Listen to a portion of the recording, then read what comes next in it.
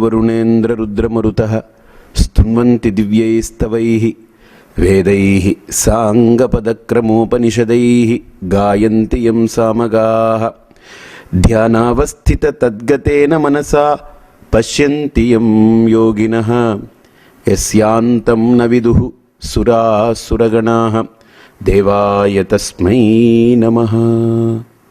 ॐ दयानन्दचरणौ मनसा स्मरामि दयानन्दचरणौ शिरसा नमामि। रुद्रादित्या वसवो ये च साध्या विश्वेश्विनौ मरुतश्चोष्मपाश्च गन्धर्वयक्षासुरसिद्धसङ्गाः वीक्षन्ते त्वां विस्मिताश्चैव सर्वे। అద్భుతమైనటువంటి శ్లోకం. రుద్ర ఆదిత్య వసవ ఏ చ సాధ్యా, సమస్తము వీళ్ళందరూ కూడా ఏకాదశ రుద్రులు, ద్వాదశ ఆదిత్యులు, అష్ట వసువులు, సాధ్యులు, విశ్వేశ్వినౌ విశ్వేదేవతలు, అశ్విని కుమారులు, మరుత్తులు 49 మరుత్తులు, పితృదేవతలు, యక్షులు, గంధర్వులు, అసురులు, సిద్ధ సముదాయము వీళ్ళందరూ కూడా ఆశ్చర్యమై వాళ్ళందరూ వాళ్ళ స్థానంలో అలా ఉనికి పొందున్నారు నీలోనే.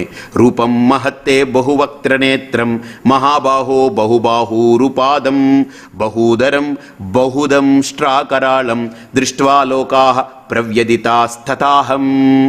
రూపం ఇంక నీ రూపం గురించి ఏం చెప్పగలం? రూపం మహత్తే బహువక్త్రనేత్రం, బహుముఖాలతో వ్యక్తమవుతున్నావు.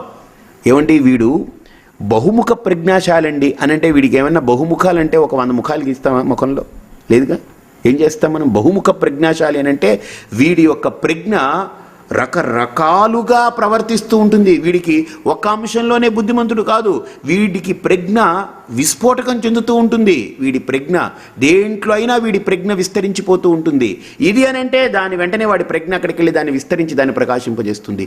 అంటే బహుముఖ ప్రజ్ఞాశాలి అనే పదం ఉందే అంటే అది ఫిజికల్గా బహుముఖాలు ఉన్నాయని కాదు అక్కడ అర్థం, రకరకాల ముఖాలు ఉన్నాయని కాదు, లాట్ ఆఫ్ ఫేసెస్ ఉంది వీడిలో అని కాదు అర్థం అక్కడ. వీడి ప్రజ్ఞ విస్తరించి అనేక అంశాలతో వీడి ప్రజ్ఞ వ్యాప్తి చెందిపోయింది. అలాగని ఇక్కడ కూడా పరమాత్మ బహువక్త్ర నేత్రం అని అంటే అన్ని ముఖాల్లో ఉన్నాడని కాదు అక్కడ అర్థం. సర్వతోముఖం, సారవద్ విశ్వతోముఖం. కాబట్టి ఈ విశ్వతోముఖమై ఉంది, అన్ని ముఖాలు వాడే. సహస్రశీర్షా పురుష. ఒక గోవులో ఎన్ని జాతులు ఉన్నాయో అన్ని జాతులు, ఒక్కొక్క జాతిలో ఎన్ని కోట్లు ఉన్నాయో అన్ని కోట్ల ముఖాలలో వాడే వ్యక్తమవుతున్నాడు. చీమలో ఎన్ని జాతులు ఉన్నాయో, గండు చీమలు ఉంటాయి, ఎర్ర చీమలు ఉంటాయి, ఇంకో చీమలు ఉంటాయి, రకరకాల చీమలు ఉంటాయి. ఒక చీమలో ఎన్ని జాతులు ఉన్నాయో, ఒక్కొక్క జాతిలో ఎన్ని కోట్లు ఉన్నాయో అన్ని కోట్ల చీమల ముఖాలు వాడే. ఒక మనిషిలో ఎన్ని జాతులు ఉన్నారు, నలుపు, తెలుపు, బ్రౌను, అది ఇది, ఆడ, మగ, పిల్ల, పెద్ద, ఇన్నున్నాయి. ఎన్ని కోట్లున్న అన్ని ముఖాలు వాడే. అంటే విశ్వతో ముఖం. మహాబాహో బహుబాహూరుపాదం అంటే వాడే సర్వమై ఉన్నాడు. బహూదరం బహుదంష్ట్రాకరాలం, అన్ని అవయవాలు వాడే, అన్ని వాడే, సర్వము తానైన వాడెవ్వడు. దృష్ట్వా లోకాః ప్రవ్యదితాస్తథాహం. అంటే ఈ లోకాలు అన్నీ కూడా నీలోనే కనపడుతున్నాయా? నీవై కనపడుతున్నాయి, నీవై ప్రకాశిస్తున్నాయి. నభస్పృశం దీప్తమై అనేకవర్ణం వ్యాత్తాననం దీప్త విశాలనేత్రం దృష్ట్వా హి త్వాం ప్రవ్యదితాంతరాత్మా ధృతిం న విందామి శమంచ విష్ణో. హే విష్ణు, దేదీప్యమానమైనటువంటి నీ యొక్క ఈ అనేక వర్ణములు, ఈ ఆకాశమంతా మొత్తం, ఈ ఆకాశములు అన్ని వర్ణాలు కనపడుతున్నాయి. అలాగనే నోర్లన్నీ తెరిచున్నటువంటివిగా కనపడుతున్నాయి. ప్రజ్వలించేటువంటి విశాల నేత్రాలు కనపడుతున్నాయి. అన్నిటినీ అసలు నాకు ఒక రకంగా చూస్తే ఇది ఏమిటి, అసలు ఇది ఏం జరుగుతుంది ఇక్కడ, నాకు అర్థం కావట్లేదు. ఇన్ని అయ్యో, నాకు అసలు ఊహకందనటువంటి ఒక స్థాయికి వెళ్ళిపోతున్నాను. కాబట్టి ఇది నాకు ఒక రకంగా నాకు భయం కలుగుతుంది. దృష్ట్వా హి త్వాం ప్రవ్యదితాంతరాత్మ ధృతిం న విందామి శమంచ విష్ణో. అయ్యా, నిన్ను ఈ విశ్వరూపం చూపించమన్నానే, నేను దీన్ని చూసి తట్టుకోలేకపోతున్నాను. ఇదేంటి ఇదా విరాట్ రూపం? అబ్బా, నాకేం అర్థం కావట్లేదు. దాన్ని ఉపశమనం చేసుకో. దంష్ట్రాకరాలాని చతే ముఖాని దృష్ట్వైవ కాలానల సన్నిభాని దిశో న జానే న లభే చ శర్మ ప్రసీద దేవేశ జగన్నివాస. అసలు దంష్ట్రాకరాలాని అంటే కోరలతో భయంకరంగా ఉంది. ప్రళయకాలాగ్ని. అంతేకాదు ఇక్కడ ఏమంటాడనంటే దృష్ట్వైవ కాలానల సన్నిభాని, అంటే ప్రళయ కాలంతో కూడుకున్నటువంటి అగ్ని, అంటే బడబాగ్ని, ఇవి దావానలాగ్ని, ఈ అగ్నులు అంటారు కాదు, ఈ ప్రళయాగ్ని వచ్చిందని అంటే అసలు దాన్ని ఎవడూ తట్టుకోలేం. ఆ ప్రళయాగ్నులని నీ నుండి కనపడుతున్నాయి. అంతేకాదు మీ ముఖములో నేను ఇవన్నీ చూడటమే కాకుండా దిక్కులన్నిటినీ కూడా అసలు నాకేం దిక్కు తెలియకుండా ఉన్నాను, నాకు దిక్కు తోచకుండా ఉన్నాను. అసలు నేను ఈ విరాట్ రూపాన్ని చూసి నేను లోపల ఒక రకమైనటువంటి నాలో భేదభావం, ఒక రకమైనటువంటి భీతి, ఒక రకమైనటువంటి ఒంటరితనం కలుగుతూ ఉంది. నేనేమిటైపోతున్నానో నాకేం అర్థం కాకుండా ఉండి, హే దేవదేవా జగదాశ్రయ, నన్ను ప్రసీద దేవేశ జగన్నివాస. అద్భుతమైనటువంటి ప్రార్థన. ప్రసీద దేవేశ జగన్నివాస, దేవానామీశ, ఈ దేవతా సముదాయాలకన్నిటికీ ఈశుడివి, ప్రాణాత్మవి, హిరణ్యగర్భుడివి, నీకంటే గొప్ప ఎవడున్నాడు? నువ్వు జగన్నివాస, నువ్వు ఎక్కడ ఈ జగద్రూపంలో నివసిస్తున్నావు, కానీ నేను తట్టుకోలేకపోతున్నాను, నా వల్ల కావట్లేదు. కాబట్టి ఇక్కడ అమీచత్వాం ధృతరాష్ట్రస్య పుత్రాః సర్వే సహైవావ నిపాల సంఘైః భీష్మో ద్రోణః సూతపుత్రస్తథాసౌ సహాస్మదీయైరపి యోధ ముఖ్యైః వక్త్రాణి తే త్వరమాణా విశంతి దంష్ట్రాకరాలాని భయానకాని కేచిద్విలగ్నా దశనాంతరేషు సందృశ్యంతే చూర్ణితైరుత్తమాంగైః.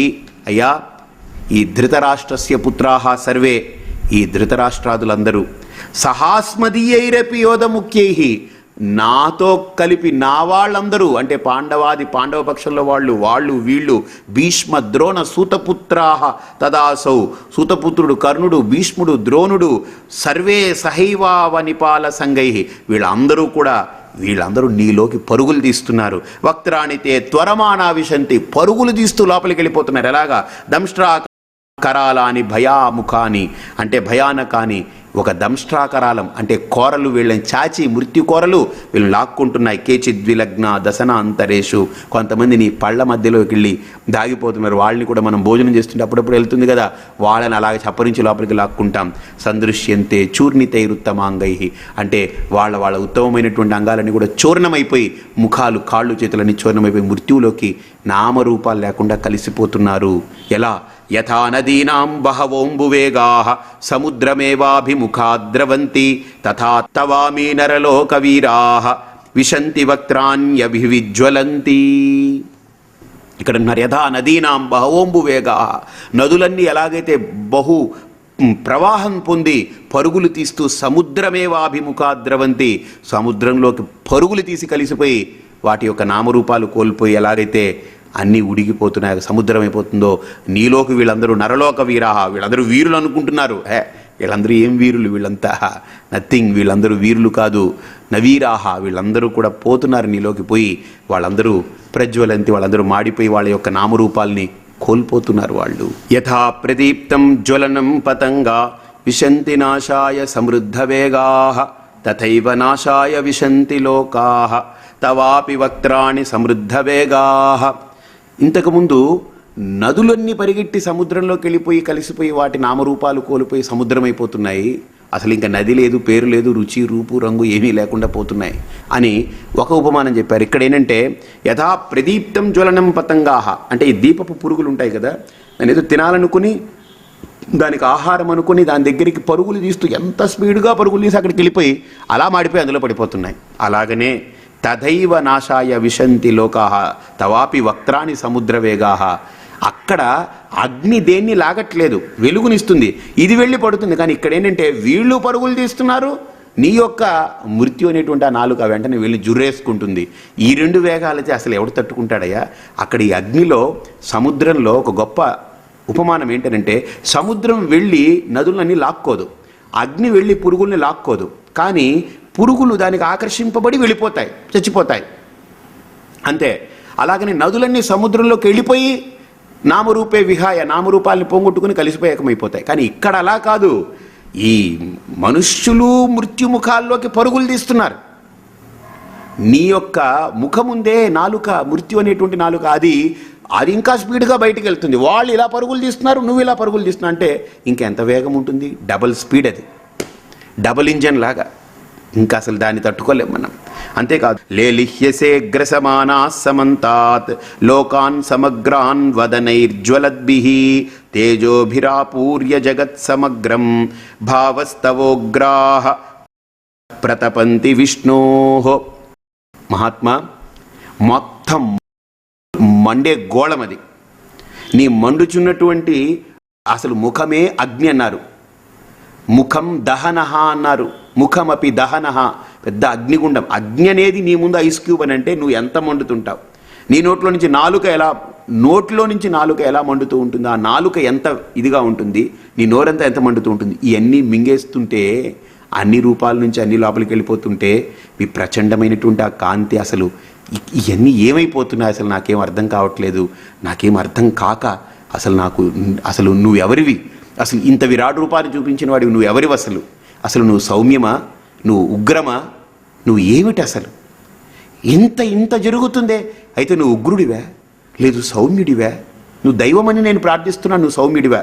ఆఖ్యాహి మేకో భవానుగ్ర రూపో నమోస్తుతే దేవవర ప్రసీద విజ్ఞాతుమిచ్చామి భవంతమాద్యం నహి ప్రజానామి తవ ప్రవృత్తిం. ఇవన్నీ చూస్తుంటే నాకు ఈ విరాట్ రూపాన్ని చూస్తే నువ్వు ఉగ్రుడుగా కనబడుతున్నావు, కానీ నా మనస్సుకి ఏంటంటే నువ్వు ఉగ్రుడివి కాదు, నువ్వు శాంతమూర్తి అనిపిస్తుంది. కాబట్టి నువ్వెవరో విజ్ఞాతుమిచ్చామి భవంతమాద్యం, నీ యొక్క ఆది రూపం ఇది విరాట్ రూపం. ఈ విరాట్ రూపానికి ముందున్నటువంటి శాంత రూపం ఏదైతే ఉందో, దివ్యమైనటువంటి రూపం, నహి ప్రజానామి తవ ప్రవృత్తిం, అసలు నాకేం అర్థం కావట్లేదు, నిన్ను ఎలా తెలుసుకోవాలో నాకు ఆ ప్రవృత్తి తెలియట్లేదు, నాకు ఆ భావన తెలియట్లేదు. కాబట్టి ఇంతకుముందు నేను ఎలాగైతే నీ విరాట్ రూపాన్ని చూడలేను, నాకు అర్హత ఉందో లేదో నువ్వు నిర్ణయించుకోనంటే నాకు అర్హతనిచ్చి ఈ విరాట్ రూపాన్ని చూపించావు. అంటే మానవ దేహదారిగా నిన్ను గుర్తించిన నా చర్మచక్షులతో చూసి నిన్ను మానవ దేహదారిగా ఇంతవరకు ప్రవర్తించిన నా అజ్ఞానాన్ని పక్కకు పెట్టి నువ్వు విరాట్ రూపాన్ని చూపించావు. నాకు ఈ విరాట్ రూపం కూడా కాదు, నాకు నీ యొక్క ఆది కావాలి, నీ మూలం కావాలి, నీ మూలం కావాలి అని ఎప్పుడైతే అర్జునుడు అడిగాడు. మూలం అనేది తత్వం, తాత్విక స్థితిలో జన్మ లేదు, మరణం లేదు. కార్య జగత్తులో కారణాత్మకం ఉంటుంది. అంటే కుండలో మట్టి ఉంటుంది, కానీ మట్టిలో కుండ ఉండదు. కుండ పగిలిపోతే ఉట్టి మట్టి ఉంటే అందులో కుండ ఉండదు, కార్యకారణాలు ఉండవు. కాబట్టి నీ మూలం కావాలి. ఎక్కడైతే ఇవేవీ లేకుండా, ఈ ద్వైతము, ఈ భేదము, ఈ ఖేదము, ఈ మోదము, ఈ అసహనం ఇవేవీ లేకుండా నీలో శుద్ధమైనటువంటి ఆ పరబ్రహ్మ తత్వం ఏదైతే మూలమై ఉందో ఆ తత్వాన్ని నాకు కావాలి. అది శాంతం శివం అద్వైతం చతుర్థం మన్యంతే స ఆత్మా స విజ్ఞేయ, అది నిర్గుణ స్వరూపం, అది ఆ తత్వాన్ని నాకు కావాలి అని అర్జునుడు ఎప్పుడైతే ప్రార్థించాడో అక్కడేం ప్రార్థించాడు, నీ విశ్వరూపాన్ని చూడాలన్నాడు, చూపించాడు. ఇప్పుడు నాకు వద్దది, అది కూడా వద్దు. విశ్వం విష్ణు అన్నప్పుడు ఈ విశ్వమే విష్ణు అన్నప్పుడు నాకు ఇంక ఈ విశ్వం వద్దు, నాకు విష్ణువే కావాలి. ఇప్పుడు ఆ విష్ణువు ఎలా కావాలి, ఈ విశ్వయుక్తుడై వద్దు, నాకు విశ్వరహితుడై కావాలి. విశ్వరహితుడై విష్ణువు కావాలి అని అంటే విష్ణువులో విశ్వం లేదు, విశ్వంలో విష్ణువు లేడు. ఇప్పుడు ఏంటంటే నాలో విశ్వం ఉంది, కాబట్టి నేనే విశ్వాన్ని దాటిపోతున్నాను, అధిగమిస్తున్నాను. అంటే నేను ఈ ఆలోచించేటువంటి ఆలోచనాత్మకమైన జగత్తుని దాటి పరమార్థతత్వ స్థితికి వెళుతున్నాను. కాబట్టి ఇక్కడ అర్జునుడికి ఒక అద్భుతమైనటువంటి ఆ జ్ఞాన ప్రబోధంతో కూడుకున్న శ్రీ భగవానువాచ కాలోస్మి లోకక్షయకృత్ ప్రవృద్ధః లోకాన్ సమాహర్తుమిహ ప్రవృత్తః ఋతేపి త్వాం న భవిష్యంతి సర్వే ఏవ స్థితాః ప్రత్యనీకేషు యోధాః.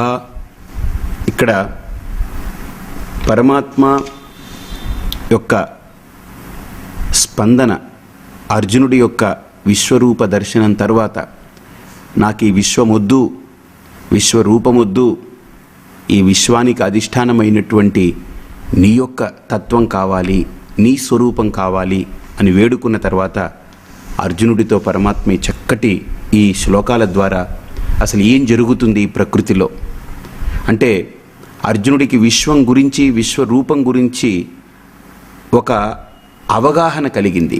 కానీ అది సమగ్రమైన అవగాహన కాదు. ఇప్పుడు సమగ్రమైన అవగాహన ఇస్తూ జగత్ మిథ్యాత్వ భావనని రూఢి చేస్తున్నారు ఆయన. ఎలాగనంటే కాలః అస్మి అహం లోకక్షయకృత్ ప్రవృత్తః లోకాన్ సమాహర్తుమిహ ప్రవృత్తః. ఇక్కడ కాలస్వరూపమై నేనే ఈ లోకంలో క్షయము అలాగనే ప్రవృద్ధము అంటే వృద్ధి క్షయాలు రెండూ కూడా నేనే చేస్తూ ఉన్నాను. అంటే ఏ రకంగా చంద్రుడికి క్షయవృద్ధులు ఉన్నాయో, కృష్ణపక్షంలో క్షయమవ్వడం, శుక్లపక్షంలో వృద్ధి చెందడం.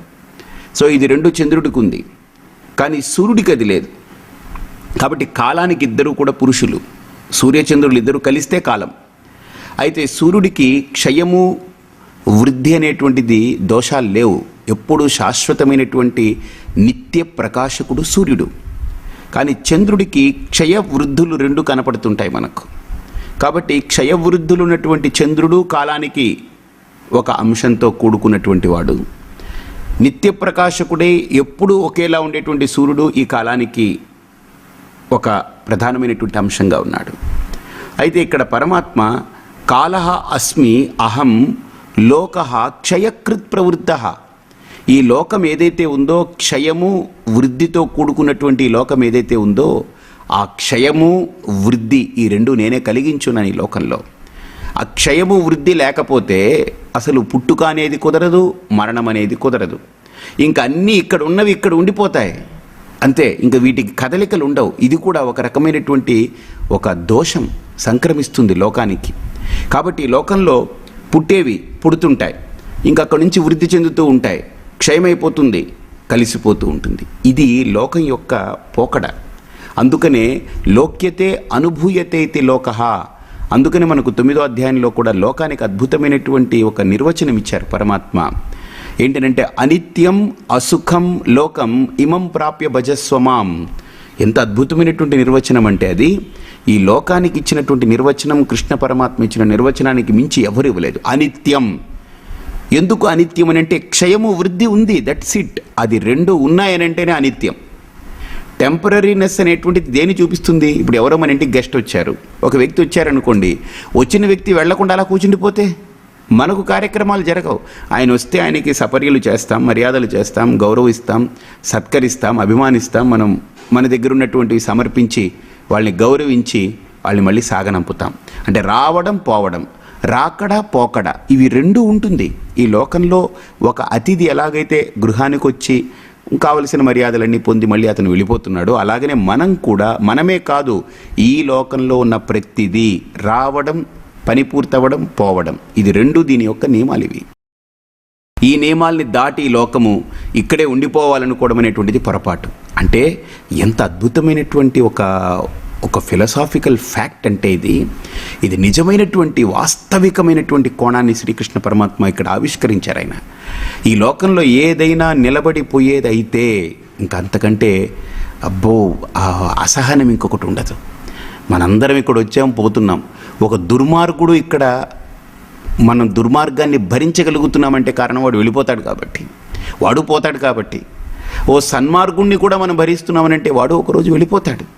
కాబట్టి ఏదైనా ఈ లోకంలో మంచైనా చెడైనా దే ఆర్ నాట్ పర్మనెంట్, అనిత్యం. బికాజ్ అనిత్యం దేర్ ఫోర్ అసుఖం. కాబట్టి ఇక్కడ ఈ లోకానికి ఇచ్చినటువంటి ఆ డెఫినేషన్స్ని మనం గుర్తిస్తే జగత్ మిథ్య అనేటువంటిది పక్కగా రూఢి అవుతుంది.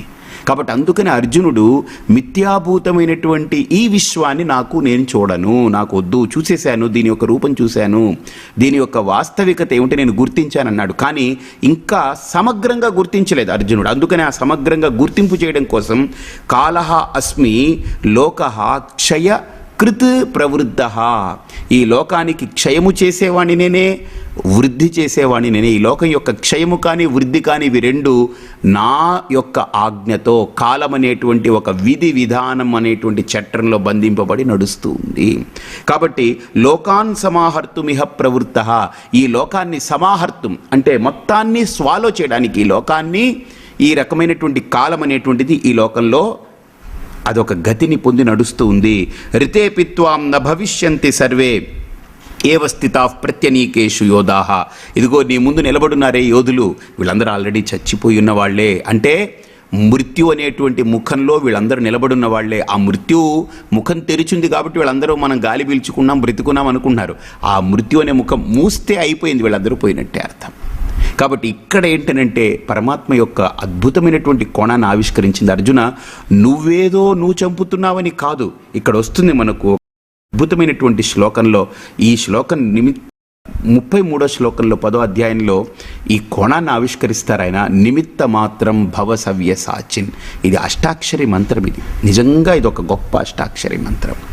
నిజంగా ఓం నమో నారాయణాయ అనేటువంటి మంత్రం ఎలాగైతే పరమాత్మ యొక్క మంత్రమని మనం జపం చేస్తామో, సాధకుడికి ముందు ఇది ఒక మంత్రం కనుక ఉపదేశం చేసి దీన్ని బాగా ఆకలింపు చేసుకుంటే సాధకుడు ఇప్పుడు రాబోయే శ్లోకంలో వస్తుంది.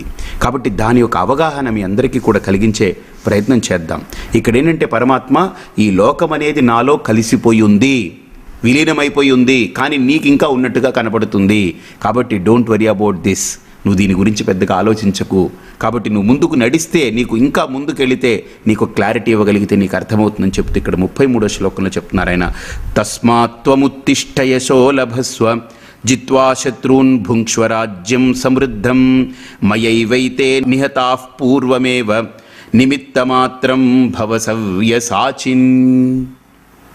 ఇక్కడ తస్మాత్వముత్తిష్ట యశో లభస్వ జిత్వా శత్రూన్ భుంక్ష్వ రాజ్యం సమృద్ధం మయైవేతే నిహతాః పూర్వమేవ నిమిత్తమాత్రం భవ సవ్యసాచిన్. ఇక్కడ నిమిత్తమాత్రం భవ సవ్యసాచిన్ అనేది అర్జున నిమిత్తమాత్రం భవ సవ్యసాచిన్ అని ఒక అద్భుతమైనటువంటి అక్కడ ఒక ఆయనకి ఒక అడ్జెక్టివ్ని వేస్తూ అర్జునుడికి నువ్వు సవ్యసాచి అంటే అర్థం ఏంటంటే, సవ్యసాచి అని అంటే అర్థం ఏంటంటే నీకున్నటువంటి శక్తి చాలా గొప్పది. కానీ అర్జున, నీ గొప్పదైన శక్తి ఈ లోకంలో దానికి అసలు ఉనికి లేదు. ఎందుకని? నువ్వే కాలమనే కోరల్లో చిక్కుకొని పోబోతున్నావు. నీ శక్తి నీతో పాటు అంతరించిపోతుంది. కాబట్టి ఇప్పుడు ఒక వ్యక్తి అకౌంట్ కనుక బ్యాంకులో క్లోజ్ చేస్తే ఆ వ్యక్తి పేరుని ఎప్పుడైతే మనం క్లోజ్ చేసి రిమూవ్ చేశామో డబ్బులు కూడా ఆటోమేటిక్గా ఆ వ్యక్తితో పాటు వెళ్ళిపోతుంది. ఇంకా బ్యాంకులో ఆ వ్యక్తి అకౌంట్ లేదు కాబట్టి, వాడు అకౌంట్ హోల్డర్ కాదు కాబట్టి వాడి డబ్బు ఇంకా ఆ బ్యాంకులో ఉండదు. సపోజ్ 2 కోట్ల రూపాయలు ఒక బ్యాంకులో ఒక వ్యక్తి పేరు మీద మనం వేస్తే, ఆ వ్యక్తి పేరు మనం కనుక క్లోజ్ చేసేస్తే, అకౌంట్ క్లోజ్ చేసేస్తే, అంటే ఆ వ్యక్తి పేరే తీసేస్తే అకౌంట్ కూడా ఉండదు.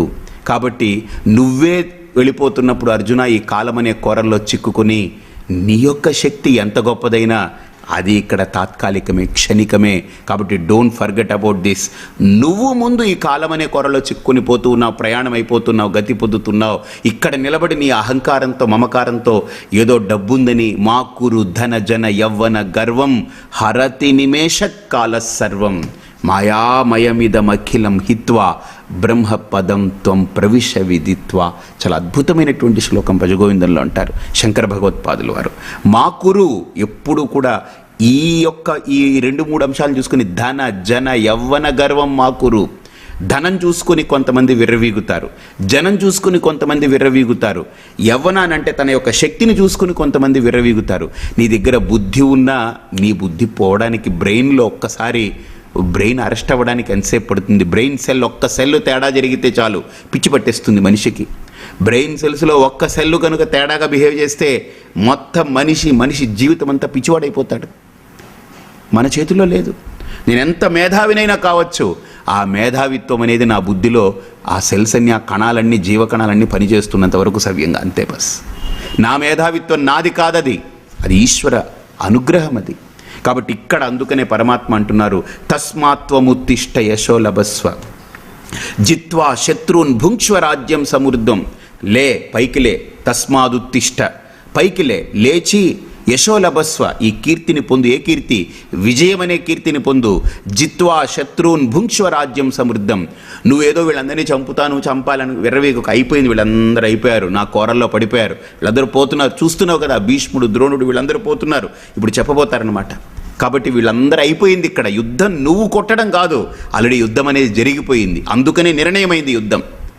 యుద్ధం అయిపోయింది అని చెప్పడానికి కారణం ఏంటి? యుద్ధం జరిగింది, ఇప్పుడు జరుగుతుంది. ఇప్పుడు ఒక వ్యక్తి చనిపోతాడు అనడానికి కారణం ఏంటి? వాడు పుట్టాడు కాబట్టి చనిపోతాడని చెప్తాం.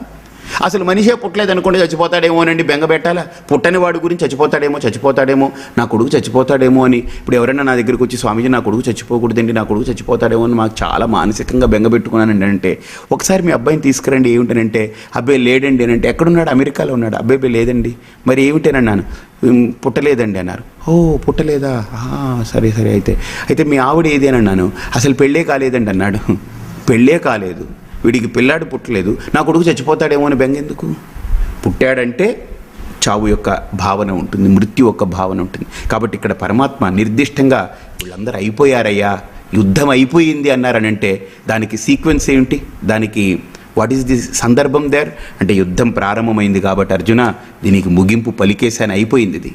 నువ్వేం వీళ్ళందరినీ ఏదో చంపేశాము అయిన్ని విర్రవేగకు. మయైవేతే నిహతాః పూర్వమేవ, వీళ్ళందరూ అయిపోయారు. మృత్యు అనే కోరల్లో పడి, కాలం అనే కోరల్లో పడి వీళ్ళందరి డెత్ అయిపోయింది. క్లైమాక్స్కి వచ్చేసారు వీళ్ళందరూ కూడా. కాబట్టి నిమిత్త మాత్రం భవ సవ్యసాచిన్, నిమిత్త మాత్రంగా ఇది ఈ యొక్క మంత్రం చాలా అద్భుతమైంది.